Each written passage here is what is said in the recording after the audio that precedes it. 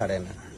ভগবান গীতায় শ্রীকৃষ্ণ বলেছিলেন, যদা যদা হি ধর্মস্য গ্লানি ভবতি ভারত অভ্যুত্থানম অধর্মস্য তদাত্মানম সৃজাম্যহম পরিত্রাণায় সাধুনাম বিনাশায় চ দুষ্কৃতম ধর্ম সংস্থাপনার্থায় সম্ভবামি যুগে যুগে। ভগবান শুধু এ কথা বলে থামেননি, ভগবান ইয়েও বলেছেন, সর্বধর্মান্ন পরিত্যেজং মামেকং শরণং ব্রজ অহং তং সর্বপাপেভ্য মোক্ষয়ামি মা শুচ।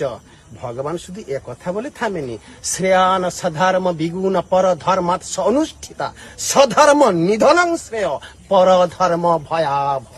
আমরা ভাতা চাই না, আমরা কর্ম চাই, আমরা শিক্ষা চাই, আমরা শিল্প চাই, চাই ভারতবর্ষের সমস্ত জনগণের পেটের ভাত, চাই তাদের রুজি রোজগার, চাই তাদের মানবিক মূল্যবোধ, চাই তাদের এই বিশ্ব ব্রহ্মাণ্ডে আমরা যেন স্বাধীনভাবে চলাফেরা করতে পারি। রাত 8টার পরে দিদি বলে দিয়েছেন, রাত 8টার পরে বেরোবেন না মহিলারা, কারণ অর্ধ ধর্ষণ 20,000, পূর্ণ ধর্ষণ 40,000 তিনি রেড বেঁধে দিয়েছেন। তাই মহিলারা বাইরে বেরোচ্ছে না, ভয়ে ঘরে আছেন।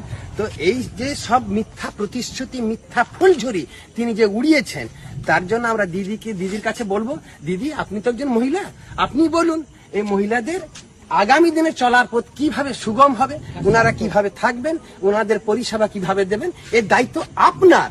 আপনি এটাকে এড়িয়ে যেতে পারেন না, কারণ পশ্চিমবঙ্গের মাটি দুর্জয় ঘাঁটি, বাংলার মনীষীদের কথা আমরা স্মরণে রেখেছি। এই বাংলা ক্ষুদিরামের, এই বাংলা মাতঙ্গিনী হাজরার, এই বাংলা বিনয় বাদল দীনেশের, এই বাংলা রবীন্দ্রনাথের, এই বাংলা রাজা রামমোহন রায়ের, এই বাংলা সমস্ত মনীষীগণের, এই বাংলা বিবেকানন্দ একটা কথা বলেছিলেন, গর্ব সে বলো হাম হিন্দু হ্যায়। জয় শ্রীরাম। জয় শ্রীরাম।